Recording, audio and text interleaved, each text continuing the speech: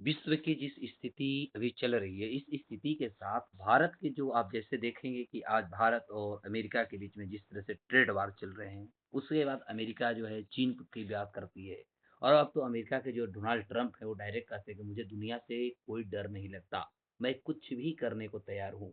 अब ऐसे परिस्थिति तो भी थी ही, भारत एक चुनौतियां से गुजर रहा है, जहाँ पर अनेकों अनेक प्रकार के भारत पे प्रतिबंध की बात लगा रहे हैं, चाहे हम टैरिफ की बात करें लगाए जा रहे हैं। और इसी के परिप्रेक्ष्य में आज जो है, आज भारत का बीजेपी के जो मुख्यालय है, कार्यालय है जो दिल्ली में, वहाँ पर एक कम्युनिस्ट नेता ये हैं जाओ कि नाम है माओ निंग। ये माओ निंग जो है, ये माओ निंग मैं आपको बता दूं कि माओ निंग जो है ये चीन के कम्युनिस्ट जो पार्टी है, कम्युनिस्ट पार्टी के नेता हैं। और अभी-अभी जो है माओ निंग जो है, माओ निंग का एक बैठक है, माओ निंग जी हैं, इनका बैठक बीजेपी ऑफिस में होता है। और उसके बाद कांग्रेस जो है लगातार अब सरकार से प्रश्न पूछ रही है। कांग्रेस ने यहाँ पर एक कहती है, कांग्रेस का यहाँ पर प्रश्न आता है कि बीजेपी और चीन में आखिर कौन-सा गुप्त समझौता हुआ है, जो भाजपा के मुख्यालय में चीन के कम्युनिस्ट पार्टी के नेता और बीजेपी के नेता के बीच में मुलाकात हुई है, आखिर ये क्या चाहिए? जिसमें सक्सगाम के नाम आपने सुना होगा। इसमें सबसे एक बड़ी मुद्दा जो है सक्सगाम का है, जहाँ पर सक्सगाम का यही माओ निंग जो आपको दिख रहे हैं, ये माओ निंग ने कल माने आज सोमवार है ना, तो आप देखेंगे तो सब जो है इन्हीं के द्वारा कहा गया है, आज मंगलवार है कि सोमवार को इनका स्टेटमेंट आता है कि जो सक्सगाम है वो मेरा क्षेत्र है और हम उन क्षेत्र में कुछ भी विकासात्मक कार्य कर सकते हैं।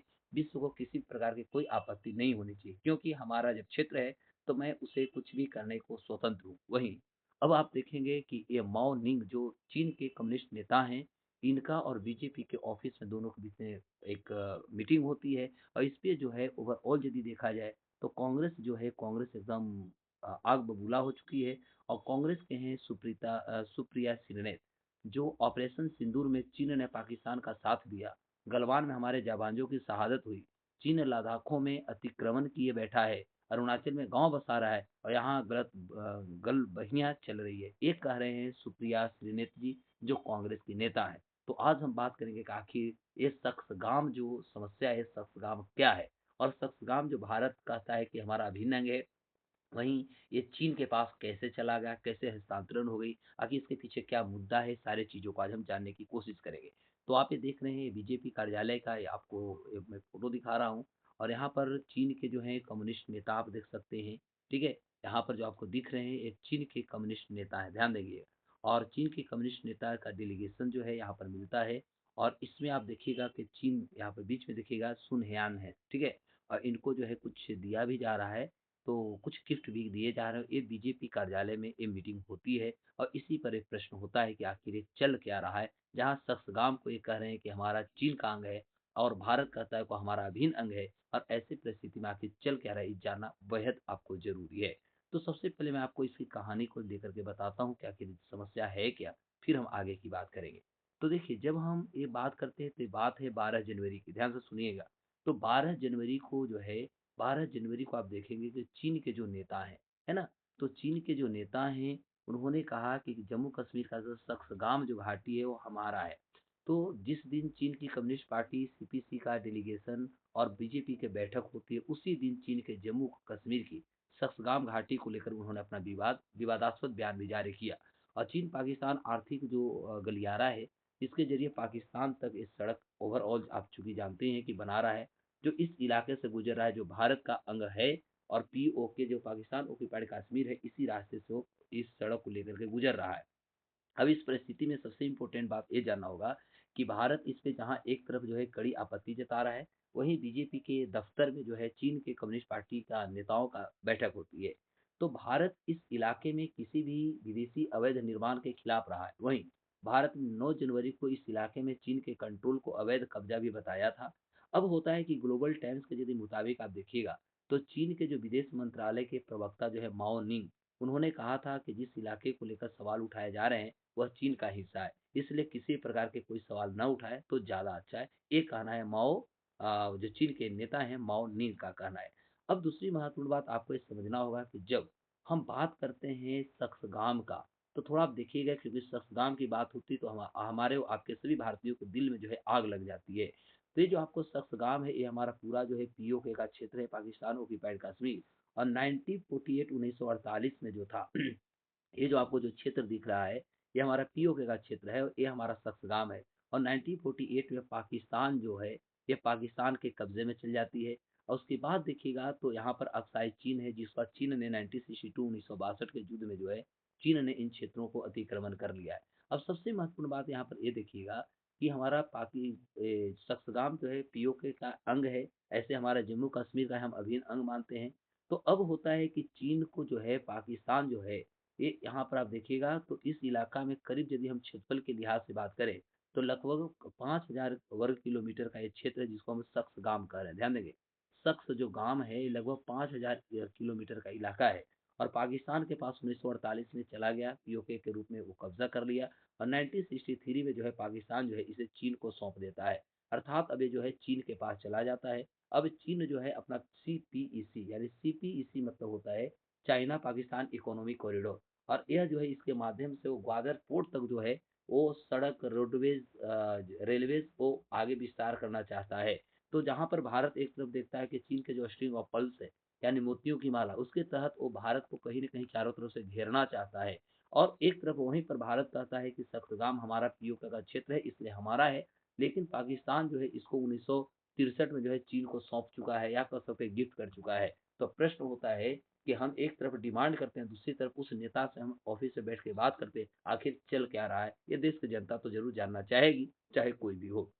अब आपको मैं बताता हूँ थोड़ा सीपीसी के बारे में जानिए।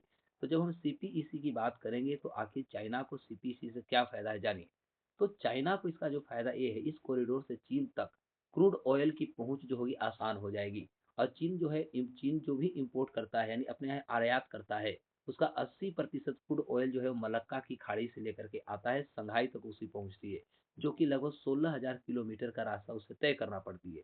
लेकिन यदि सीपीईसी से वो रास्ते से वो तय करेगा या इम्पोर्ट करेगा, चाइना पाकिस्तान इकोनॉमिक कॉरिडोर से लगभग 5000 किलोमीटर जो होगी उसकी रास्ता घट जाएगी, और यह उसके लिए फायदा कहीं न कहीं देखने को मिल रहा है।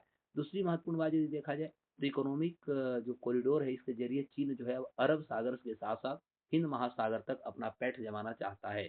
वहीं ग्वादर पोर्ट पर नेवी ठिकाना भी होने से चीन जो है अपने बड़े रिपेयरिंग और मेंटेनेंस के लिए ग्वादर पोर्ट का इस्तेमाल कर सकेगा।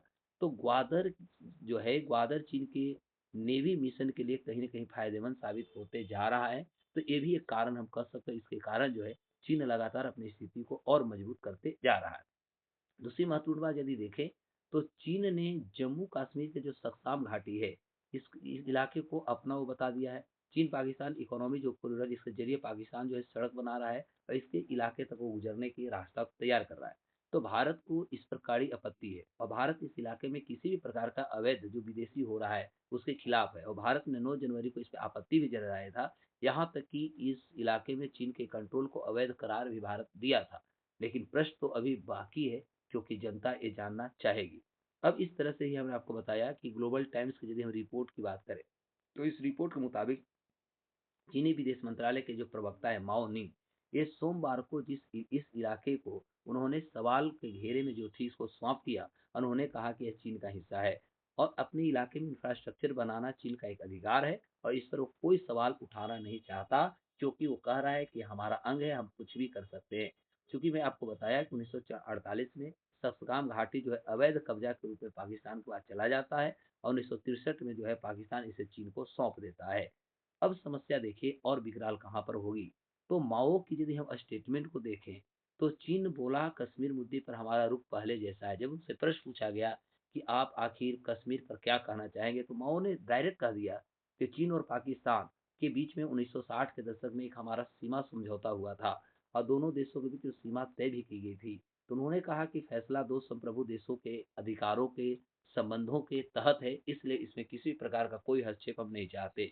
वहीं सीपीईसी को लेकर माओ निंग ने कहा कि यह एक आर्थिक हमारा जो कॉरिडोर है इसका एक सहयोग परियोजना है और जिसका मकसद है कि लोकल आर्थिक और सामाजिक जो विकास है उसको बढ़ावा देना और लोगों की ज़िंदगी को बेहतर बनाना। लेकिन ये सब जानते हैं कि यदि चीन की बात है तो लोगों की वो हार्दिक इच्छा को तो नहीं पूरा करेगा, लेकिन चीन कहीं न कहीं अपने आर्थिक इच्छा को शुरू करना चाहता है। उन्हें ये साफ भी किया था कि चीन पाकिस्तान सीमा समझौता के साथ-साथ सीपीईसी जो है कश्मीर मुद्दे में चीन के रुख पे कोई संबंध नहीं है, क्योंकि इस मामले में चीन की स्थिति पहले जैसा है, साफ है और इसमें हम कुछ नहीं जानना चाहते। वहीं कश्मीर मुद्दे पर चीन का आधिकारिक रुख वही है, तो कश्मीर एक इतिहास से जुड़ा मुद्दा जटिल है और जिसे सीधे तौर पर भारत और पाकिस्तान को आपसी बातचीत और शांतिपूर्ण तरीके से सुलझा लेना चाहिए। ये चीन का स्टेटमेंट आता है और चीन यह भी कहता है कि वह संयुक्त राष्ट्र के प्रस्तावों और अंतर्राष्ट्रीय समझौतों का सम्मान भी करता है। इसलिए ये हमारा यदि अंग है, हमें गिफ्ट मिल गया, ये मेरा है, हम कुछ भी करने को तैयार है। अब आपको मैं बताऊं क्या कि भारत जो है सीपीईसी के प्रोजेक्ट जो है इसको क्यों नहीं मान्यता देता है, इससे आपको जानना चाहिए। तो भारत ने कहा था कि सीपीईसी प्रोजेक्ट हम नहीं मान्यता देंगे क्योंकि वो हमारा अंग है और हमारे अंग पर अवैध रूप से जो है चीन का कब्जा होते जा रहा है। तो विदेश मंत्रालय ही 9 जनवरी की बात है कि प्रेस कॉन्फ्रेंस में विदेश मंत्रालय के प्रवक्ता जो है रणधीर जायसवाल से पूछा गया था प्रश्न कि सीपीसी के तहत चीन पाकिस्तान ऑक्यूपाइड कश्मीर जो सक्सगाम घाटी है इस पे वो इंफ्रास्ट्रक्चर तैयार कर रहा है, आपकी क्या राय है? तो उन्होंने जो रणधीर जो जायसवाल जी थे, इन्होंने डायरेक्ट कहा था कि सक्सगाम भारत का एक अभिन्न इलाका है और हमने 1963 में हुए कथा कथित चीन पाकिस्तान सीमा समझौता को कभी मान्यता नहीं दी है और हम उस समझौते को अवैध मानते हैं। और उन्हें यहाँ तक किया कहा कि हम माने यदि हम जायसवाल की बात करें तो हम चीन पाकिस्तान आर्थिक कॉरिडोर को भी मान्यता नहीं देते क्योंकि यह भारत के उस इलाके से होकर गुजरता है जो पाकिस्तान के जबरन और अवैध कब्जे में से है। वहीं जम्मू कश्मीर और लद्दाख भारत का अभिन्न हिस्सा भी है। तो यह बात पाकिस्तान और चीन दोनों को कई बार साफ-साफ बताई जा चुकी है। फिर भी यदि ये चीन ऐसा कार्य करता है, तो उसकी गलतफ़हमी है। ये भारत का की तरफ से स्टेटमेंट जारी की जाती है। अब सबसे महत्वपूर्ण बात आपको मैं बता दूं कि सीपीईसी में चीन सड़क, रोड, रेल लाइन बना रहा है, तो चाइना पाकिस्तान जो आर्थिक कॉरिडोर है ना, इसमें चीन के राष्ट्रपति शी जिनपिंग का एक महत्वाकांक्षी योजना छुपी हुई है। चूंकि इसकी शुरुआत जो है चीन 2013 में किया है और इसमें चीन के जिजियांग प्रांत से पाकिस्तान के जो ग्वादर पोर्ट तक लगभग $60 बिलियन यानी करीब 5 लाख करोड़ रुपया लागत से यह आर्थिक कॉरिडोर जो है चाइना वहां पर बनाने में लगा हुआ है। अब इसके जरिए क्या होगा, तो इसके जरिए आप देखिएगा तो चीन जो है अरब सागर तक अपनी पहुंच बना लेगी और सीपीईसी के तहत चीन जो है सड़क, बंदरगाह, रेलवे के साथ साथ ऊर्जा प्रोजेक्ट पर भी काम करना चाहता है। अब होता है कि आखिर भारत इसका क्यों विरोध करता है, ये बहुत इंपॉर्टेंट बात है। तो जैसा कि मैंने बताया आपको कि भारत इससे ऐतराज रखता है क्योंकि $60 बिलियन की लागत वाला जो सीपीईसी जो है वो बलूचिस्तान में मौजूद जो ग्वादर पोर्ट है और चीन के सिजियांग जो है को एक कहीं न कहीं जोड़ेगा। लेकिन सीपीईसी पाकिस्तान के कब्जे वाले कश्मीर के गिलगित बाल्टिस्तान इलाके से भी गुजरता है और इस पर भारत का दावा साफ है कि हमारा है, इसलिए चीन इस रास्ते से यदि कर रहा है तो कहीं न कहीं वो भारत को चैलेंज भी कर रहा है। ऐसा भारत का भी स्टेटमेंट आता है। अब सबसे महत्वपूर्ण बात आपको मैं बता दूं कि आखिर इससे चाइना को क्या-क्या फायदा होगा सीपीईसी से। तो इस कॉरिडोर से चीन तक अभी जैसा कि मैंने बताया कि कच्चा तेल जो होगा पहुंच बनाने में आसान होगा और चीन इंपोर्ट होने में लगभग 80% क्रूड ऑयल जो है मलक्का के खाड़ी से शंघाई पहुंचता है। तो अभी करीब 16,000 किलोमीटर को रास्ता तय करता है। यदि सीपीईसी के रास्ते से वो तय करेगी तो 5,000 किलोमीटर उसकी रास्ता सबसे पहले घट जाएगी। तो यह उसके लिए एक सबसे इम्पोर्टेंट देखा जा सकता है। इकोनॉमिक कॉरिडोर के जरिए चीन जो है अरब सागर और हिंद महासागर तक अपनी स्थिति मजबूत करेगा। तीसरी महत्वपूर्ण बात है कि ग्वादर पोर्ट पर नेवी ठिकाना होने से चीन अपने बड़े जो रिपेयरिंग और मेंटेनेंस के लिए वो ग्वादर पोर्ट का जो इस्तेमाल कर सकेगा और ग्वादर चीन के नेवी मिशन के लिए काफी फायदेमंद साबित होते जा भी रहा है। तो ओवरऑल यदि हम देखा जाए तो चीन स्थिति को पैदा करता है और यहाँ पर यही अभी भी प्रश्न पूछा जाएगा कि आखिर माओ निंग और बीजेपी के जो नेतागण हैं इनके बीच में जो दफ्तर में जो मीटिंग हुई आखिर ये क्या हुआ, तो ये चीज़ों के लिए अभी हमें जानना होगा। तो तत्काल हम लोगों ने इसमें जानने की कोशिश की है कि यहाँ पर जो अभी दोनों के बीच में जो विवाद है, ये विवाद क्या है और ये जो क्षेत्र की हम विवाद की जो बात कर रहे हैं, चूंकि तो ये क्षेत्र के विवाद को हमें अच्छे से समझना होगा, वह है सक्सगाम घाटी पर चीन का अवैध कब्जा। तो ये चीज़ों को हमें समझना होगा, कैसे चीन के पास से हमारा क्षेत्र चला गया, ये भी बहुत इम्पोर्टेंट है।